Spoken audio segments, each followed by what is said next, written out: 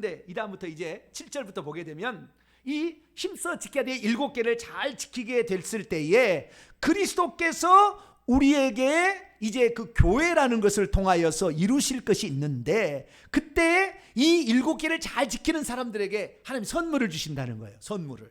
그리스도께서 선물을 주셔요. 그것을 은사라고 합니다. 뭐라고요? 은사. 선물을 은사라고 합니다. 그래서 그 은사가 있는데, 그 은사 중에서도 에베소에서 말씀하고 있는 은사는 직분의 은사입니다. 어떤 은사요? 직분의 은사. 고린도서 12장에 나오는 것은 영적인 은사, 신령한 은사. 그것은 뭐 지혜의 말씀, 지식의 말씀, 믿음, 뭐 병고침 이런 거 있잖아요. 방언통해 뭐 예언 이런 거 있는데, 이런 것들은 신령한 영적인 은사라고 그러고, 여기에 나오는 11절에 오중직이 있습니다. 그 은사가 나오는데 직분의 은사가 있어요. 오중직이 있어요. 그 오중직, 직분을 주신 목적이 12절에 또 나와요. 12절에 목적이. 은사를 주는데 그 은사 중에서 직분을 주신 목적이 나오는, 하나님이 교회사 이런 직분을 세우신 것은 이것을 하라고 한다라는 거예요. 이는 이렇게 하려고 합니다. 그래서 만약에 그 직분을 가진 자가 그 일을 하지 않고 있으면 그 직분은 불충성하고 있는 거예요. 그 직분에. 그러면 그리스도께서는 어떤 선물을 또 어떻게 주셨을까요? 어떻게 주시는 것이 이제 8절부터 10절까지에 나와 있어요. 그리고 어떤 직분을 주셨는가는 11절에 나와 있고, 직분을 주신 목적은 12절에 나와 있습니다. 자, 7절 봅니다. 우리 각 사람에게, 각각의 사람에게, 누구에게? 각각의 사람에게 그리스도의 선물로, 선물, 여기 선물은 은사입니다. 제가 직역한 거 보세요. 나눠드린 거. 은사를 줬어요. 도레야, 은사를 줬는데, 그리스도의 은사를 주는데, 그렇게 해서 모든 사람의 은혜를 준 거예요. 값없이 주는 선물을 주신 거예요. 그 은사로서의 선물을 주셨는데 어떻게 되었냐? 각 사람에게 분량을 따라서 주었습니다. 어떻게 줬다고요? 분량을 따라서. 다 똑같지 않다 그 말이에요. 그 분량에 따라서 어떤 사람은 사도로, 어떤 사람은 교사로, 다 분량이 다르다 그 말이에요. 똑같지 않아요. 어떤 사람은 자기의 분량이 적은데 적다고 막 입이 나와요. 불평불만해. 작은 일에 충성하면 더 많은 것으로 맡긴다는 게 마태복음 25장의 달란트 비유인데, 작은 건 맡겨줬다 허드렛 일 맡겼다고 싫어해. 이 사람은 하나님 안 맡기는 거예요. 그래서 여기 보면은 하나님의 분량대로 줬으니까 우리가요 어떤 그릇이냐, 금그릇이냐 은그릇이냐 나무 그릇이냐 그 다음에 진흙 그릇이냐, 이게 중요한 게 아니에요.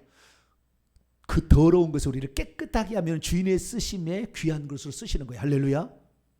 그러면은 그 분량에 2달란트를 받아서 2달란트를 남겨도 똑같이 자라했도다 착하고 충성된 종아, 내가 적은 일에 충성하였으며 내가 많은 것으로 내게 맡길 내 주인의 즐거움에 참여할지어다. 똑같이 5달란트 남겨서 5달란트 남긴 자나, 아니 5달란트 받아서 5달란트 남긴 자나, 2달란트 받아서 2달란트를 남긴 자나 똑같이 칭찬해줘요. 우리의 분량만큼 최선을 다하면 되는 거예요. 할렐루야. 할 수 없는 것을 시험에서 권한을 남용하거나 이렇게 하면 안 되는 거예요. 그러면 하나님의 책망이 있을 수가 있어요. 그래서 그의 선물의 분량대로 하나님 우리에게 주셨다, 이렇게 얘기하는 그 선물이 11절인데 8절, 9절, 10절은 중간에 삽입이에요. 삽입. 어떻게 그걸 주셨는지를 구약 성경을 인용을 해가지고 설명해 주고 있어요. 그 어떻게 주셨느냐? 8절 보니까 그러므로 이르기를 하고서 쏙 들어가 있으니까 인용이에요. 기억을 딱 보게 되면 시편 68편 18절의 말씀을 인용한 거예요. 그가 위로 올라가실 때에 사로잡혔던 자들을 사로잡으시고 사람들에게 선물을 주셨다 하였도다. 설명이에요. 그거 8절에 대한 설명이 9절 10절이에요. 올라가셨다고 이제 원문을 직역합니다.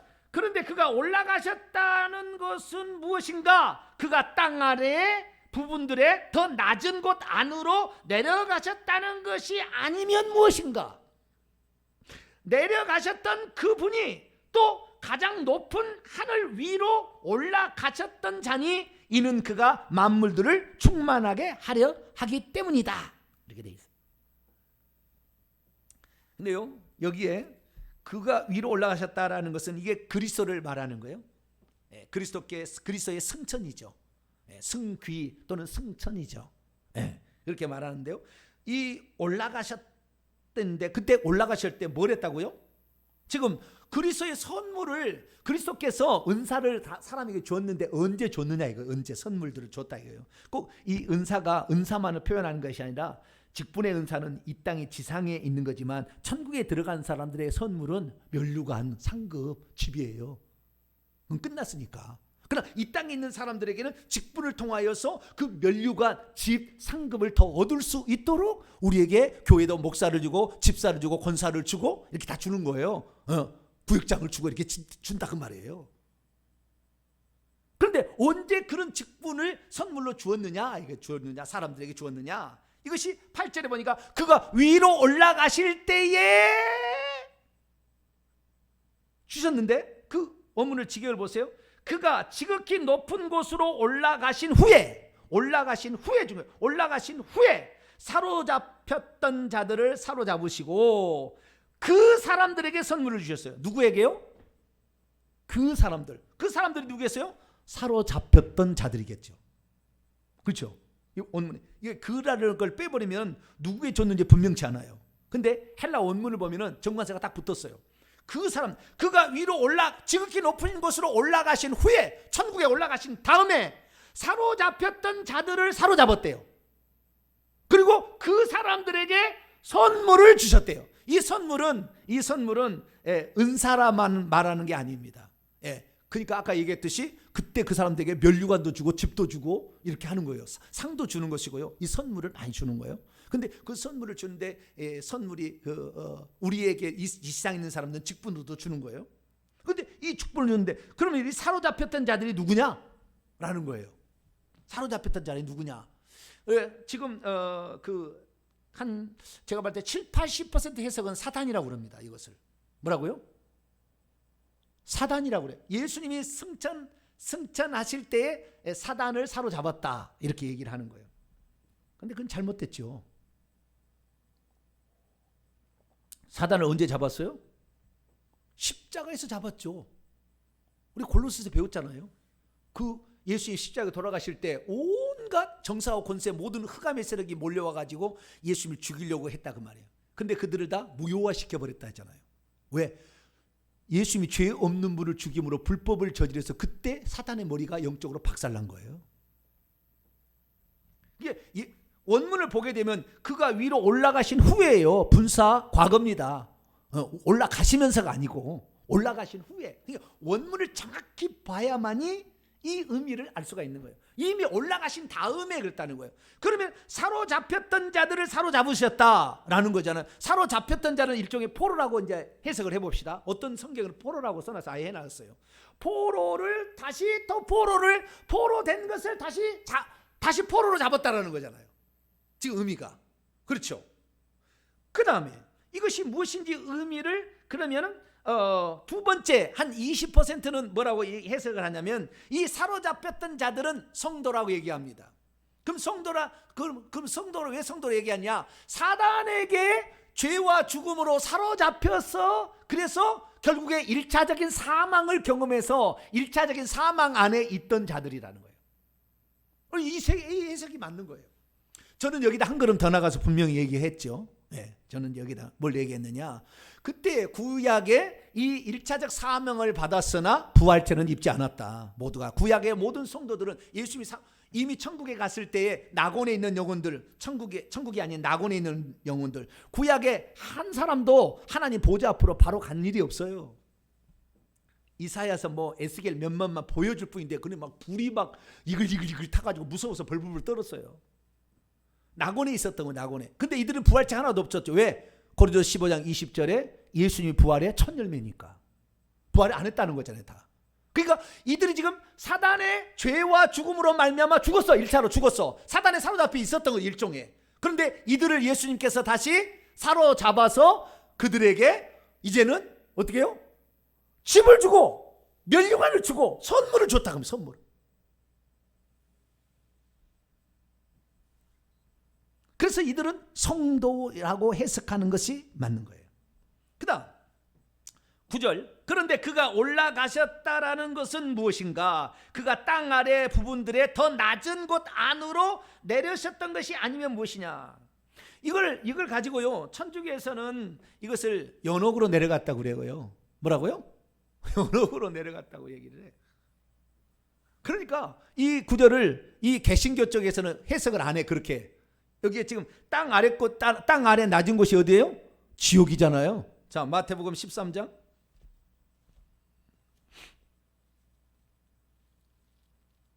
천주교 해석을 따라갈까 봐 무서워가지고 개혁자들은 그렇게 해석을 안 하는 거예요.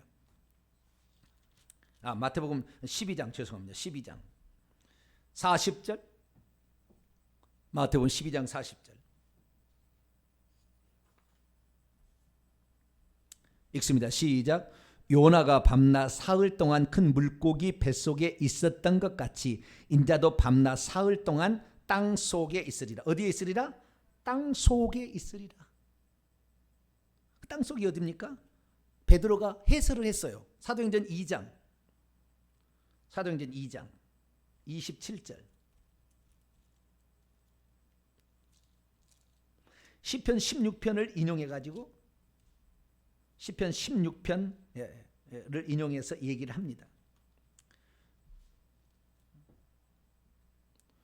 25절부터 다윗의 시편 16편을 인용해서 말하기를, 다윗이 그를 가리켜 메시아를 가리켜 이르기를 내가 내 앞에 계신 주를 메시아를 항상 배웠으며 나로 요동하지 않게 하여 그가 내 우편에 계시다 하면서 이는 내 영혼을 27절 음부에 버리지 아니하시며 주의 거룩한 자로 썩음을 당하게 하지 않게 하실 거라는 이 약속의 말씀을 따라 23절 24절 이분을 하나님께서 정하신 뜻을 따라 미리 아신 대로 내준 바 되었거늘 너희가 법 없는 자의 손을 빌려 못 박아 죽였으나 하나님께서 그를 사망의 고통에서 풀어 살리셨으니 이는 그가 사망에 매어 있을 수 없습니다. 음부에 버리지 아니하고 음부에 들어가셨다 그 말이죠.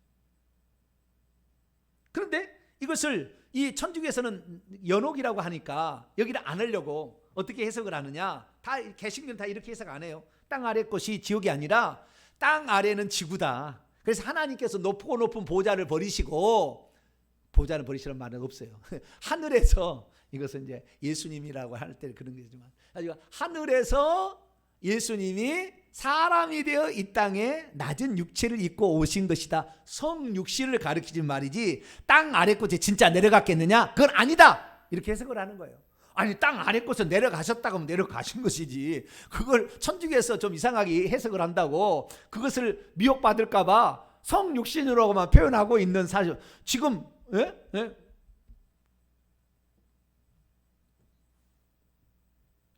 예수님께서 땅 아래 곳에 내려가서 무슨 일을 하셨는지는 베드로가 다 얘기를 하고 있어요. 베드로가 외경을 인용해가지고 베드로가 그 다 얘기하고 있어요. 베드로 전후서 강에 있으니까 한번 들어보세요. 노아 홍수 때 그때 죽은 그 옥에 있는 영들, 이런 영들에게 이제 그들이 회개치 아니하고 끝까지 거부했던 것들을 다 얘기함으로 그들을 완전한 지옥의 고통으로 넣게 되는 그런 과정이 나오죠. 예수님께서 땅 아래 곳으로 낮은 곳으로 내려가셨다. 이게 음부까지 죽으시고, 그러니까 예수님은 이 땅에 성육신으로 한번 내려오셨죠. 낮아지셨고 다시 죽어서 음부에까지 내려가셨어요. 두 단계를 내려가. 그래서 승천도 두 단계입니다. 승천도 그 음부에서 빠져나오시는 것이 1단계고요. 하나님 보좌에 올라가시는 것이 2단계예요. 그래서 땅이 그분이 음부에서 빠져나서 땅에 있다는 것을 40일 동안 보여준 거예요. 사람들에게 나타나가지고 제자들에게 여기에 빠져나올 수가 있다는 거예요. 여기에 유일한 분이잖아요. 음부에 내려갔다가 나오신 유일한 존재. 아무도 못 나왔어 지금까지. 유일한 존재. 나를 믿으면 음부에서 나올 수 있다. 할렐루야.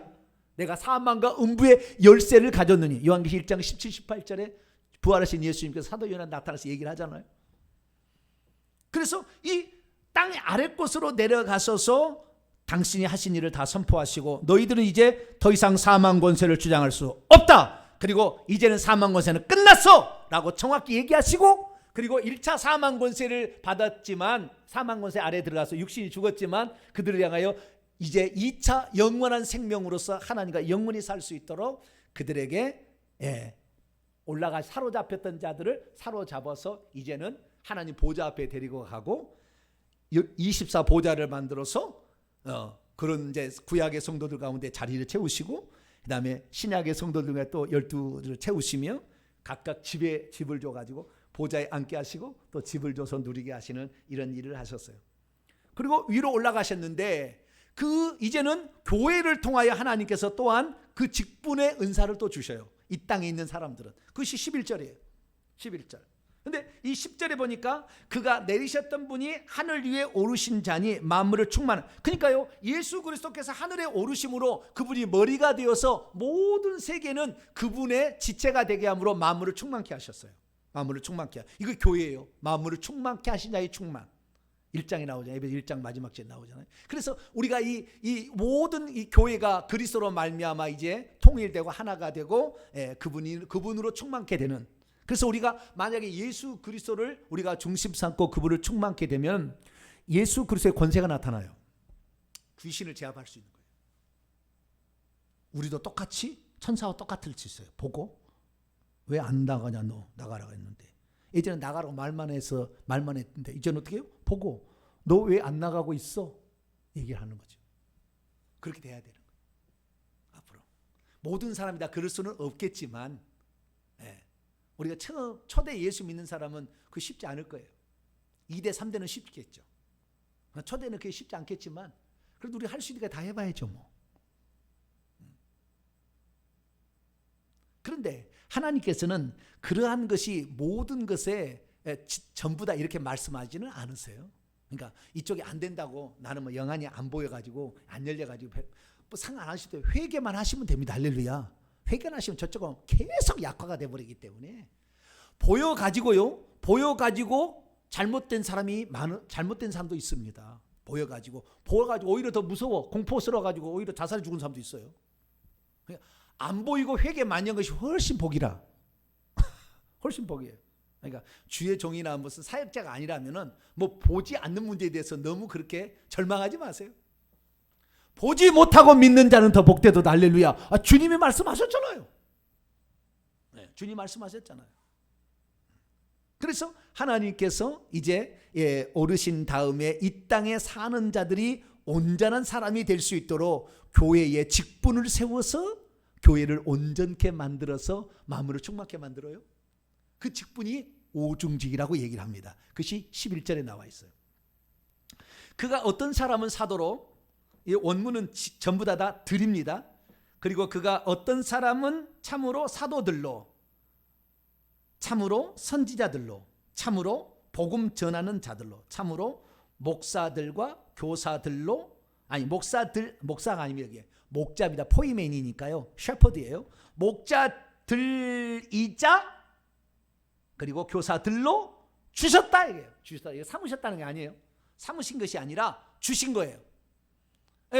이게 주님께서 이 교회가 세웠구나. 너는 목사직을 해라. 너는 권사직을 해라. 너는 일기직을 해라. 이렇게 삼으신 것이 아니라 하나님이 그 직분을 그 사람을 위해서 이미 주어서 보내는 거예요. 나는 이거 나중에 알았다니까요. 제가 이미 하늘에서 그런 사명을 가지고 이 땅에 보내어진 줄을 나중에 제가 안 거예요.